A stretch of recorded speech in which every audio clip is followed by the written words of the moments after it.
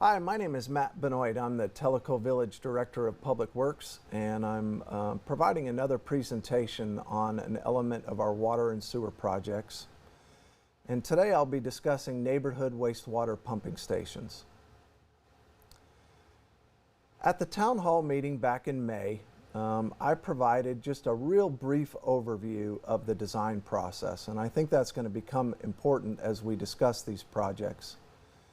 Because whereas the other presentations that I've provided related to the elevated water storage tank and the main lift station and wastewater holding tank, these projects are not as far along. So to review the process of how projects are designed, they start out at the master plan level. The master plan level includes significant emphasis on identifying and quantifying the problem. From that, you emerge with a model that sort of attempts to understand where you're at and how good or bad things could get. The master plan level also illustrates recommended solutions while evaluating alternatives and draws some conclusions about cost benefit and what makes the most sense going forward, while giving consideration to things like operational and capital costs, life cycle operational costs, and of course the capital upfront costs. It provides some very preliminary cost estimates and recommendations for how to transition in design.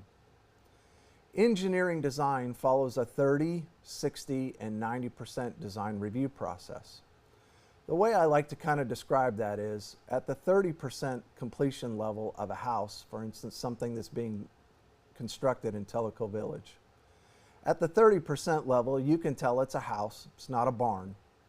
But you may not necessarily be able to tell what's the master bedroom, where exactly the kitchen is, or where the TVs will hang. Think of design in the same way. At 30%, you can see what it is, but you certainly don't have enough detail to begin to construct the project. So then we proceed on to the 60% and the 90% design review process. This is where the drawings and specifications are developed from which contractors will submit pricing. So I want to make the point that some of the projects we're talking about are not as far along. The master plan level is where most of these projects exist. So what are the neighborhood pumping stations? Just to be clear, we're on the topic of wastewater, not water.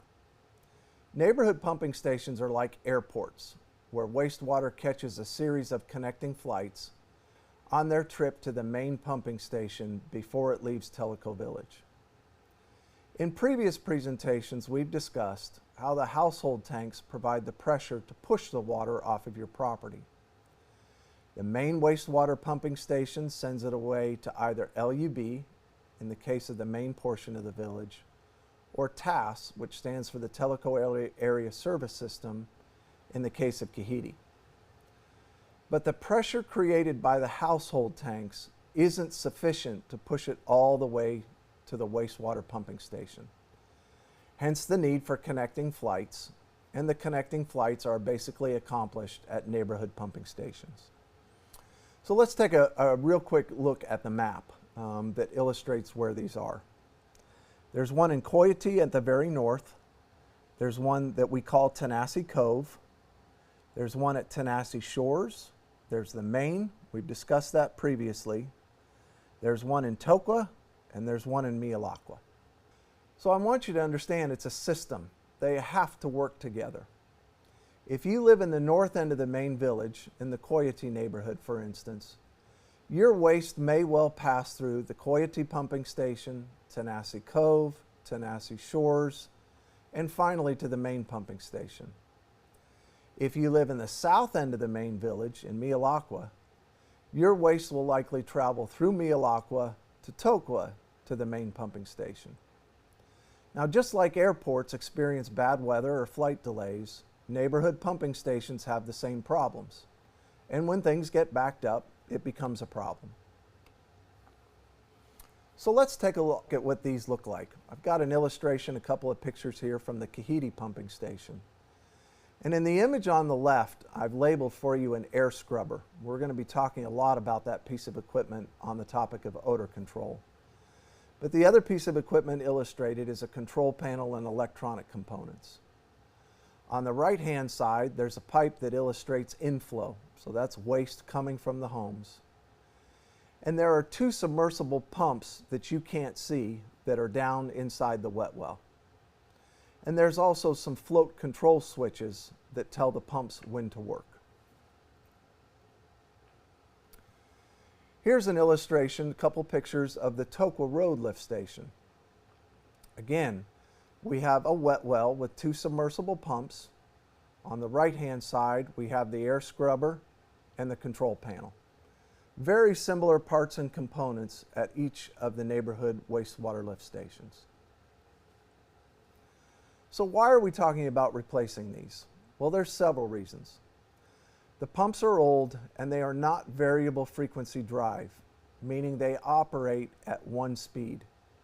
That makes them inefficient, but it also is hard on the fact that they effectively operate in fifth gear all the time.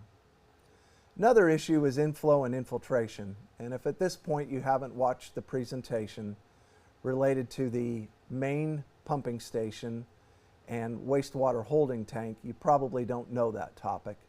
But I'll let you refer back and I will continue on if you're familiar. The other issue is capacity.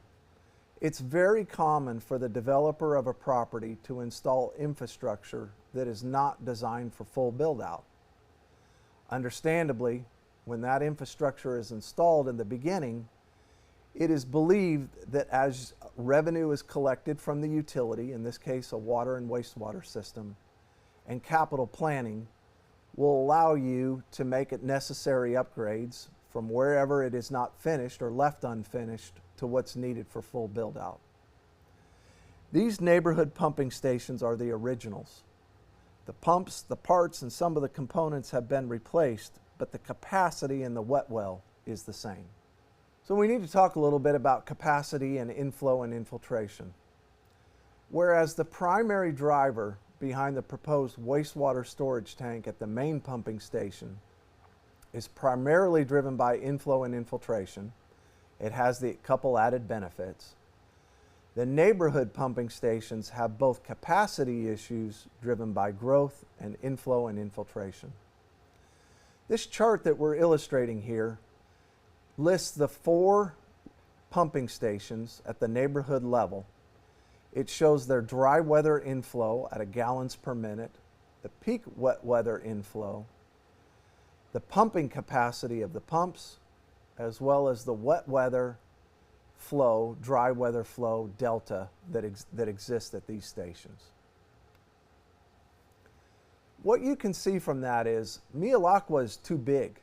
Since its pumping capacity is almost 2 times the peak wet weather flow, and the pumps only operate on one speed, it overwhelms Tokwa, which is where waste goes after it leaves the Mialakwa pumping station. So this neighborhood pumping station is not a complete renovation. It's proposed to receive electrical improvements, variable frequency drive, new pumps to optimize the pumping rate and preserve the pump life. On the other hand, Tokwa is too small. The pumping capacity has a deficit of 180 gallons per minute, too low during wet weather events. And it needs something along the line of a complete renovation or rehabilitation to include increased capacity in the wet well, as well as upgraded pumps and electrical. Tanasi Cove is getting close to being too small. It's more in line with what Tokwa will need in terms of a capacity and new pumps. And Kahiti's already too small. It's more in line with Tokwa in the sense that it has a deficit of about 200 gallons per minute during wet weather events. And we'll talk a little bit more about the Kahiti pumping station upgrades in more detail because it has an added feature. So an obvious question, why do we need so many neighborhood pumping stations? Can we eliminate a few and make the whole system more efficient with fewer pumps and connecting flights? The answer really is no, and here's why. All of the piping that carries the waste is designed to carry a particular volume of waste to a particular place. Fewer pumping stations means the pipes need to carry more volume, and so the pipes would naturally have to be upgraded and upsized. But here's the problem with pipe capacity increases. They're under roads, driveways, behind homes, and in common property, generally hard to access areas. Aside from that, if you're going to replace the pumps, there will be service outages and connections must be reestablished to the new pipes. As a general rule of thumb, the pipe installation and restoration of those efforts is about $125 to $150 per linear foot. Once you reach about 6,600 linear feet of pipe replaced, you've exceeded the cost estimate for renovations of the neighborhood pumping stations.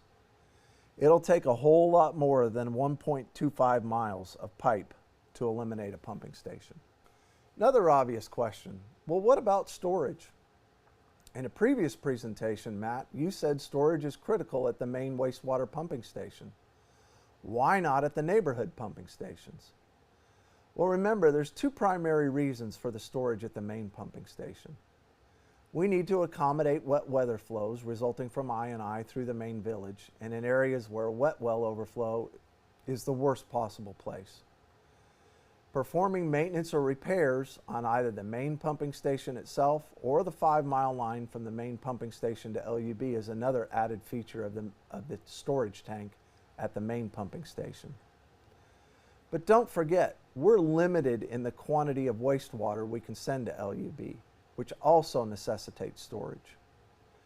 In the instance of the neighborhood pumping stations, we're not limited on what we can send to our main pumping station in the main village, provided it's upgraded and has storage.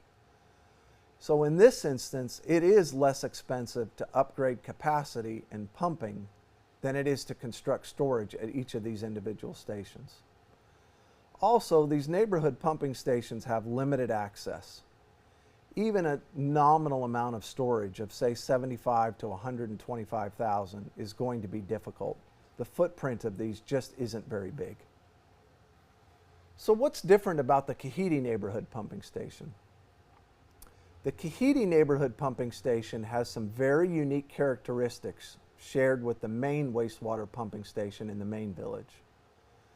For one, it's the only pumping station in Kahiti, so it has to accommodate all of the I&I. There's also a long wastewater force main from the Kahiti neighborhood pumping station to where it is received by the Tellico area service system. There's one additional issue given the flow discharged from the Kahiti neighborhood station to where it's received by TAS, and that's the pipe that transports wastewater is simply too small. So let's look at it on a map. There's a yellow pin in about the north central region of Kahiti that illustrates where the Kahiti neighborhood sewer pumping station is. And if you follow the purple line, that is a path that from the neighborhood pumping station in Kahiti, the water must be pumped, wastewater, all the way to those two top yellow pins, which is where we manifold connect to the TAS pumping station. So here's the decision in Kahiti. The wastewater force main that carries wastewater from the Kahiti pumping station to the TAS pumping station, which was in purple on the previous slide, is almost 20,000 linear feet of 6-inch pipe that needs to increase to 8-inch in size to accommodate the flow of wastewater.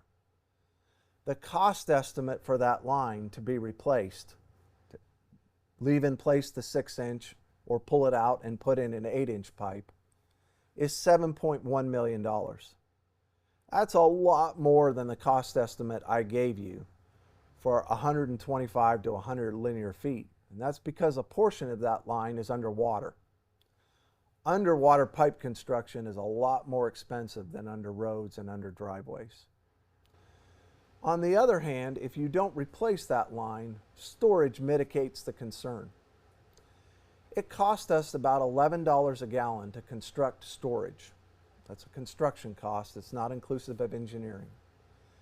Given the estimated number of built-out residences in Kahiti, approximately 250,000 gallons of storage would be needed if it was placed in Kahiti. Estimated storage construction cost is about $2.75 million, and that's a lot less than replacing the force main. The issue in Kahiti is the best place for storage is right next to the pumping station. In Kahiti, a wastewater storage tank will be visible, just like it'll be visible in the main point of the village. At this point, given the fact we have not entered into significant design, for the sake of financial modeling, storage is presumed. So how much is the estimated cost? Recall that these projects have emerged from the master plan phase. So we've got some preliminary cost estimates, but nothing detailed that is the result of some formal engineering design. For the 4 neighborhood pumping stations, including Kahiti and storage in Kahiti, we're looking at a range of somewhere between 8 to 13 million. Again, why the span in ranges? Well, one factor is these projects are in their infancy in terms of design. No formal design conducted, and so we know they're known problems. But absent formal design, you sort of have to live with a range. The more design you can conduct, the more the range tightens up. Given they are estimated to bid and formal costs might be known in the third quarter of 2026, you have to make some allowances for inflationary costs, and that also influences the range. So why are they so expensive? These are complicated projects to install. It's not a matter of swapping out pumps.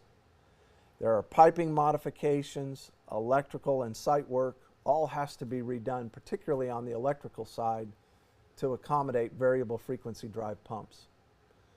Also keep in mind, they have to operate during construction. There's no real way to shut them down while you're constructing something new. So we may well face constructing a new one just adjacent to the existing to ensure a continuity of operation, which drives costs because it's effectively new. So thanks for considering this presentation on neighborhood pumping stations. I hope you found it interesting. And as I've said, I found these projects interesting, and I'm passionate about them. And I do appreciate your time and willingness to listen. Thank you.